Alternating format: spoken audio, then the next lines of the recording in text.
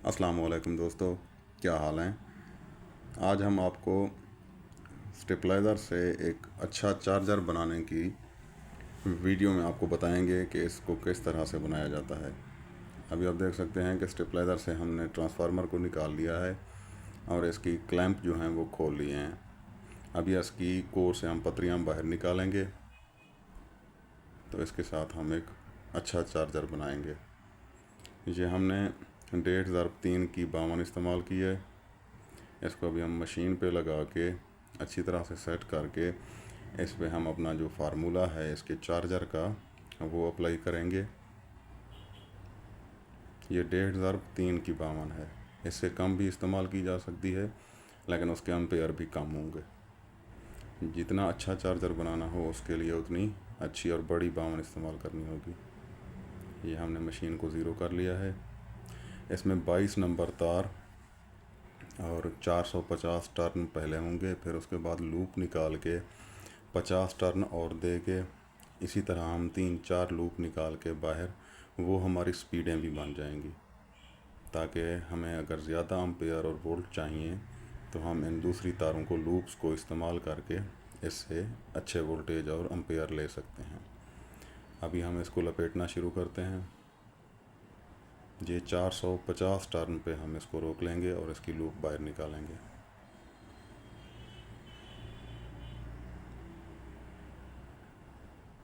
ये 450 टर्न पे हमने लूप बाहर निकाल ली है एक। ये इसकी फुल स्पीड भी है, इससे ज़्यादा इसका एम्पेयर इस लूप के अलावा नहीं लिए जा सकते। ये इसकी फुल स्पीड है। पहली वाली जो थी जहाँ से हमने स्टार्ट किया है वो कॉमन पॉइंट है, उसके साथ एक बिजली की फिक्स तार लगनी ही लगनी है। उसके बाद हम अगली ये सारी इसकी 4 स्पीडें हैं।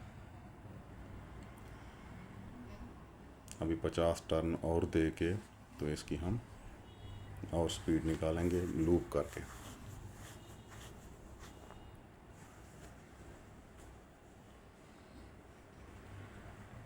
ये आप देख सकते हैं। अब हमने इसकी दूसरी लूप निकाली है बाहर। अभी इसके बाद तीसरी लूप भी 50 टर्न के बाद निकालेंगे।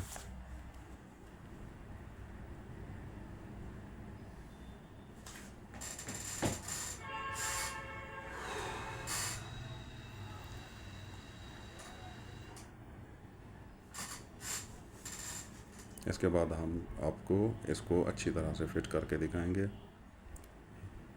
ये अभी हमारी तीसरी लूप बाहर निकल रही है। बस इसके बाद जो होगी वो फाइनल होगी, आखिरी एंड, और वो कम से कम स्पीड होगी।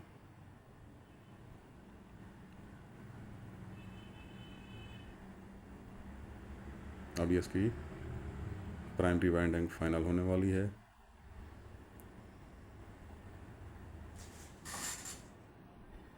पहले 450 टर्न, उसके बाद हर 50 टर्न पे लूप बाहर निकालनी है।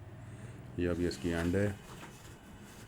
इसके बाद इसके ऊपर हम इंसुलेशन कवर चढ़ा देंगे ताकि प्राइमरी और सेकेंडरी वायरिंग अलग-अलग रहे, ये आपस में क्रॉस भी ना हो, वरना ट्रांसफार्मर शॉर्ट हो जाएगा। अभी हम इस तारों को अच्छी तरह से प्रेस करके इसके ऊपर इंसुलेटेड पेपर चढ़ा देंगे और उसको टेप के साथ मजबूत कर लेंगे।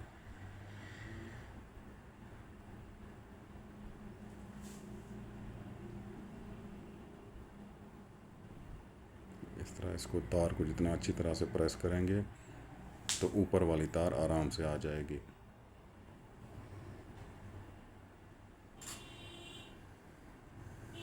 ये इंसुलेटेड पेपर, जिसे लेदर भी कहते हैं, वो हमने इसके ऊपर चढ़ा दिया है।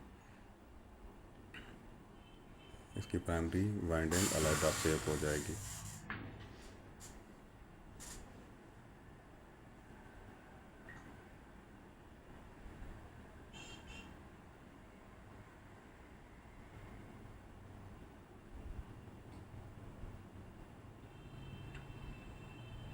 इसको 2-3 इस पे टेप के टर्न दे दें ताकि ये अच्छी तरह से मजबूत हो जाए। अब हम इसको मशीन से उतार लेते हैं क्योंकि अब मशीन का काम ख़त्म हो गया है। जो सेकेंडरी इसकी वाइंडिंग है वो तार नंबर बहुत मोटा होता है और वो हाथ से लपेटनी पड़ती है। वो मशीन पे इस मशीन पे कम उसे नहीं इस्तेमाल कर सकते। वो दूसरी एक बड़ी मशीन होती है, वो हमारे पास नहीं है, इसलिए हमने इसी मशीन पे पतला नंबर जो था 22 नंबर प्राइमरी, उस पे हमने ये कर ली है। बाकी वो हाथ से लपेट लेंगे।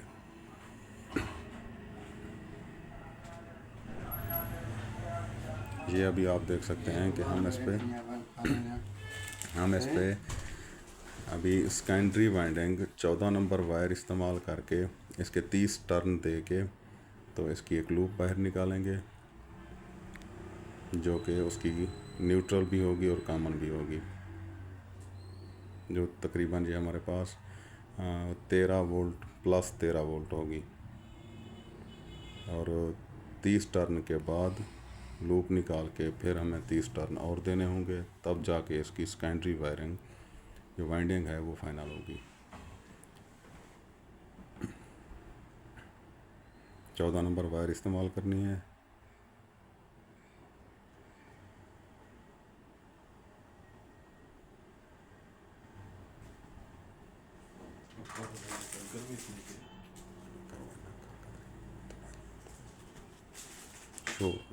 शोर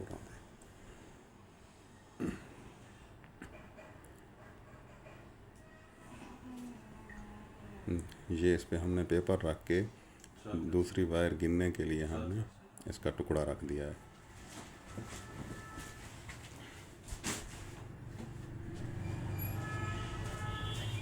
ताकि इसकी जो बकिया टर्न है वो हम गिन सकें। 20 टर्न पहले दी थी, अभी 10 टर्न और देंगे, फिर जाके इससे लूप बाहर निकालेंगे। ये बहुत आसान है, आप खुद भी बना सकते हैं और इससे हाई एम्पेयर ले सकते हैं। ये आप देखेंगे कि ये तकरीबन 30 से ऊपर एम्पेयर देगा।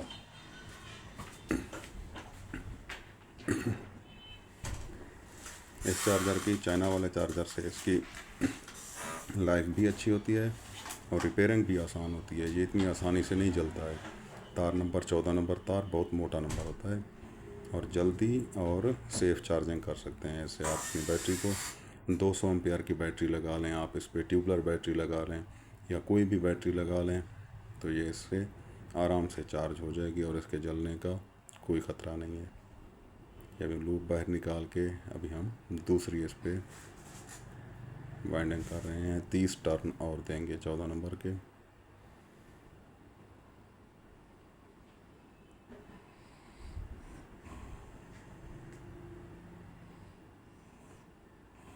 ये अभी फाइनल हो गया है। या हम इसकी टर्नें गिन लेते हैं कि कहीं कोई भूल तो नहीं गई।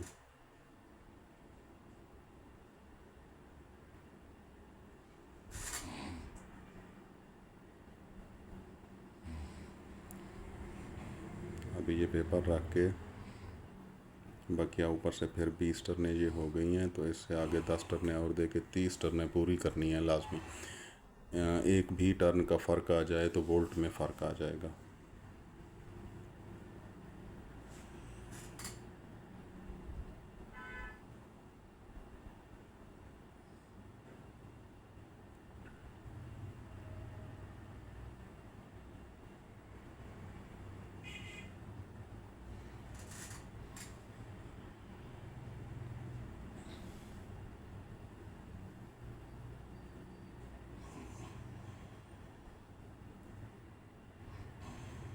ये अब हमारी सेकेंडरी वाइंडिंग कंप्लीट होने के करीब है। हम इसकी अभी आखिरी लूप बाहर निकाल रहे हैं।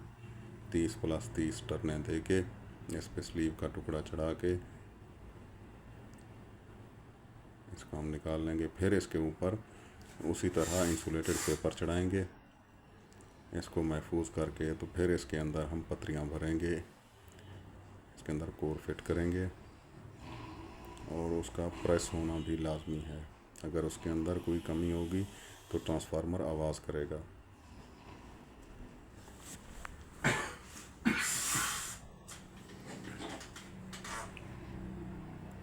ये हमने टेप के साथ इसको मजबूत कर लिया है।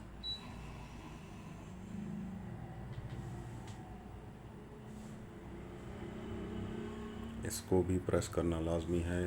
तार को बिठाएंगे ताकि इसकी जो पत्रियां हैं वो इसके साथ टच ना हो और ये शॉर्ट ना हो।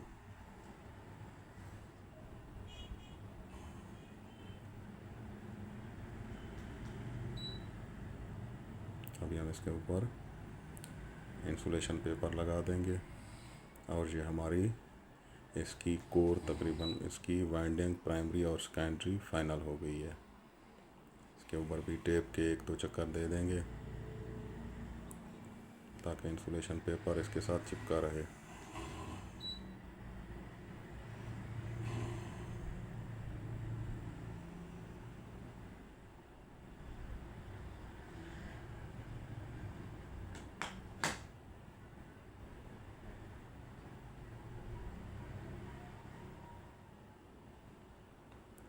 ये है हमारी अभी इसकी जो कनेक्शन बाहर निकले हैं।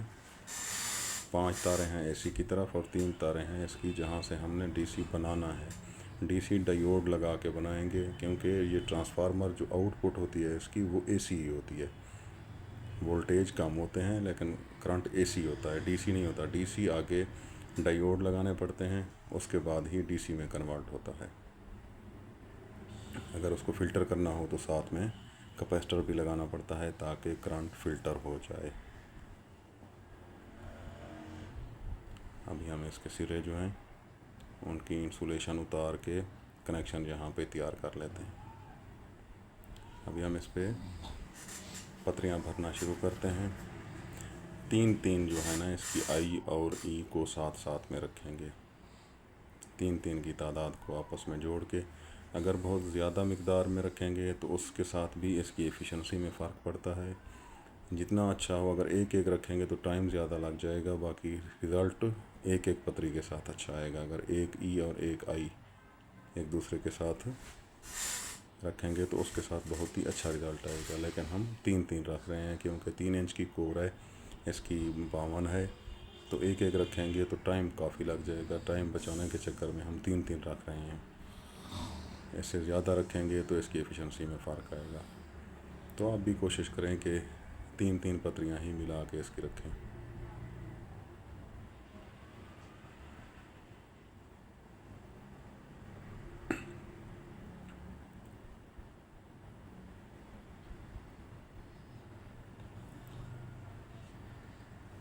अभी इसके अंदर हम एक जगह ऐसी रखेंगे जिन पे 2 पतरियाँ आपस में मिला के रखेंगे और उसके अंदर एक पतरी आई को लगा देंगे ताकि क्लैंप चढ़ाने के बाद हमें उसको टाइट करने में मदद मिले।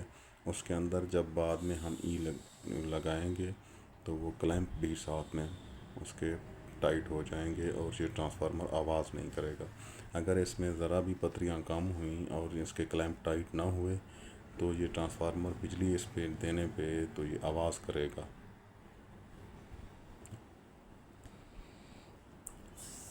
अभी हमारा ट्रांसफार्मर तैयार होने के करीब है, फिर इसको हम इसकी बॉडी में फिट करेंगे।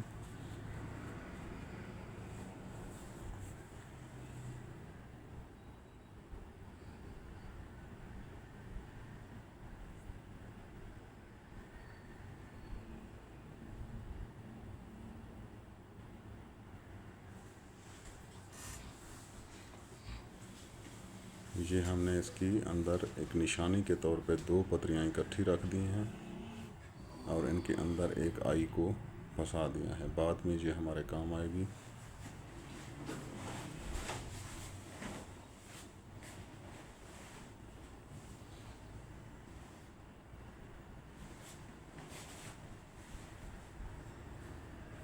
थोड़ा सा टाइम लगने वाला काम है इसका।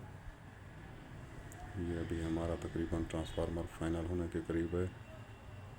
आखिरी पतरियाँ हम इसको प्रेस करके लगाएंगे।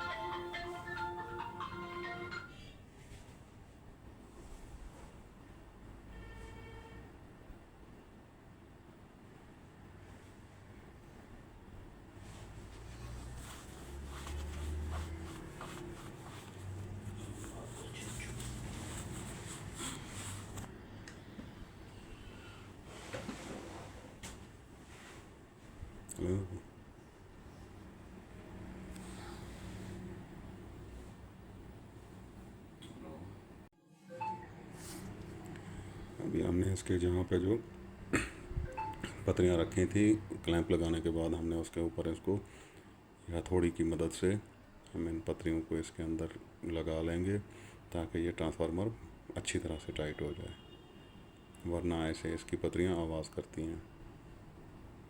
ये आप देख सकते हैं हमारा ट्रांसफार्मर अभी तैयार हो गया है।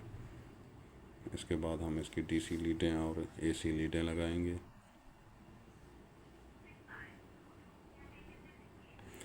इस तरफ से हमने अभी आई लगा दिए हैं।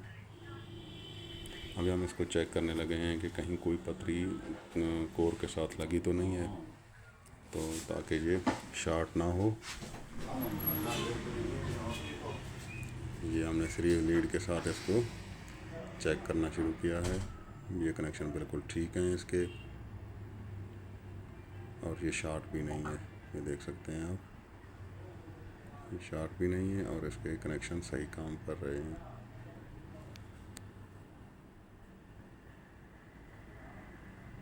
अभी अगला मसला है कि इसको हम बॉडी के अंदर फिट करेंगे। ये आपको दिखाते हैं कि डीसी बल्ब लगा के इसको कि ये कितना ग्लो कर रहा है, करंट बाहर दे रहा है। ये सीरीज़ पे हमने इसको लगा दिया। ये अभी इसकी एक साइड और ये दूसरी साइड, ये 13 होगी। 13 वोल्ट और 13 वोल्ट आपस में, ये आपस में शॉर्ट करने पे इधर बल्ब ऑन हो गया। ट्रांसफार्मर हमारा रेडी हो गया है। अभी हम इसको बॉडी में फिट करके तो इसकी लीडें लगाएंगे और बहुत ही अच्छा रिज़ल्ट मिलेगा इंशाल्लाह। ये बॉडी के अंदर इसको लगा के फिट करके इसके पेच टाइट कर देने हैं। बहुत ही आसान है।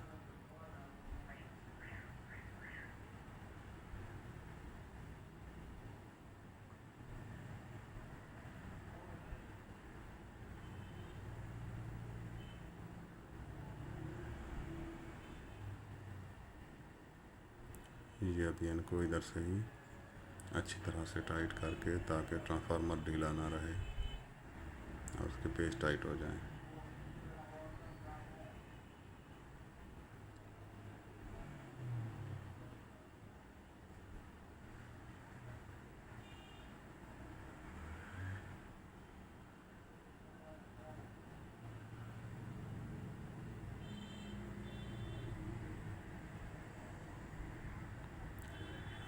अभी हम इसकी डीसी लीडें निकाल लेंगे। जहाँ पे सॉकेट लगी हुई थी, इसकी हम एसी सॉकेट लगी हुई थी, उसको हम पीछे से उसकी जो पिनें हैं वो निकाल के तो इसी में से हम डीसी तारें गुजारेंगे, क्योंकि अभी इसकी कोई ज़रूरत नहीं है। यहाँ से हमने डीसी वायरें निकाल के, वो लोहे के साथ टच भी नहीं होगी और इसका अच्छा रिज़ल्ट होगा। अभी हम इसकी ये डीसी लीडें लगा लेते हैं। इसको अच्छी तरह से कली भी करना होगा। इसकी कॉपर की वायर इस्तेमाल करनी है। ट्रांसफार्मर की हमारी जो वाइंडिंग है वो सिल्वर में है। इसके साथ जोड़ अच्छे तरीके से लगाना होगा ताकि इसमें स्पार्क ना हो। कॉपर और सिल्वर का जोड़ बड़ी मुश्किल से लगता है और स्पार्क होने का ख़तरा ज़्यादा होता है, तो इसलिए हम इसको अच्छी तरह से प्रेस करेंगे। इस पे तकरीबन 10 डायोड लगाएंगे, 5 एक तरफ से और 5 दूसरी तरफ से। डायोड्स के एसी साइड जो है ना, उनकी डीसी साइड है जो जहाँ पे निशान लगा होता है पॉजिटिव का, तो वो हम एक ही तरफ देंगे। उनको 10 डायोड को 5-5 के 2 हिस्से बना देंगे। तो इस तरह से हमारी 13 की पावर बन जाएगी और एम्पेयर हाई होंगे।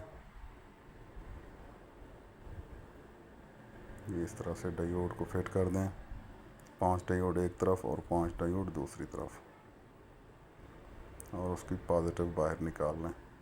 ये हम इसको अभी चेक करने लगे हैं कि इसके अंदर कितना स्पार्क आ रहा है, कितना करंट आ रहा है। ये सीरीज़ में स्विच लगा के हम देख रहे हैं कि हमारा डायोड शॉर्ट तो नहीं। अगर डायोड शॉर्ट होगा तो अब ये सीरीज़ वाला बल्ब ज़्यादा ग्लो करेगा। बस अभी इसको मिलाने पे ये चल रहा है।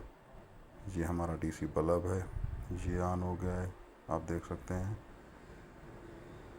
हम आपको इसके वोल्ट भी चेक करवाएंगे और एम्पेयर भी चेक करवाएंगे कि ये कितने एम्पेयर दे रहा है और कितने वोल्ट डीसी आउटपुट कर रहा है ये।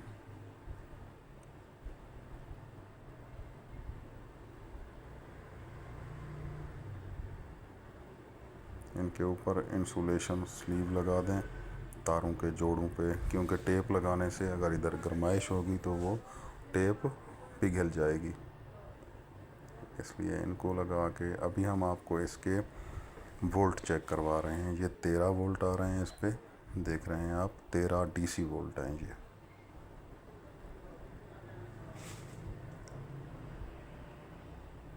अभी हमने आपको एम्पेयर चेक करवाने हैं इसके। अभी हमने इसको सीरीज़ में लगाया हुआ था, अब हम इसको अच्छी तरह से काविये के साथ इंसुलेट करके कली से ये पेस्ट लगा के इसको हम इस्तेमाल करेंगे, ताकि इस पर कली अच्छी तरह से चिपक जाए। इसके टांके लगाना और कली के साथ इंसुलेट करना लाजमी है, क्योंकि इधर ही से हमारे जो 30 या 32 एम्पेयर निकलने हैं, वो 15 एम्पेयर एक साइड से आएंगे, 15 एम्पेयर दूसरी साइड से आएंगे, तो सारी लोड इसी डायोड वाली जगह पे ही होगी। इसलिए इधर स्पार्क होना अच्छा नहीं है, तो इसके जल जाने का ख़तरा होगा। अगर स्पार्क होगा तो ये जल जाएगा। ये काविये के साथ इसको अच्छी तरह से सोल्ड कर देंगे हम। सोल्डिंग के लिए आपके काविये का कम से कम 100 वाट का होना लाजमी है। अगर कोई छोटा काविया होगा तो वो इसको अच्छी तरह से सोल्ड नहीं कर पाएगा।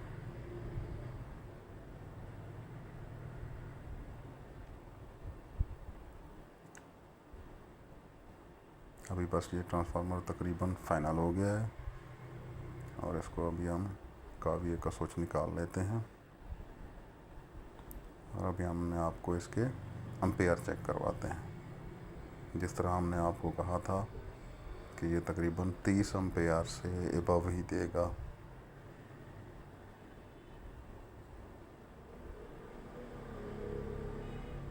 ये हमारा ट्रांसफार्मर तैयार हो गया है। डीसी लीडें भी निकल आई हैं और एसी लीड भी है इसकी।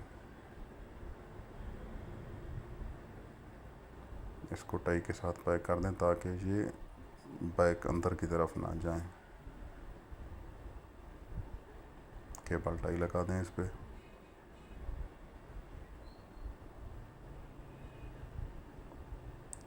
अभी हम आपको इसके एम्पेयर और वोल्ट चेक करवाते हैं। ये डायरेक्ट में हमने इसको लगा दिया है। ये आप देख रहे हैं इसका कितना तेज़ स्पार्क हो रहा है। ये इतना करंट है इसका, आप देख सकते हैं कि तार जलने पे आ गई है।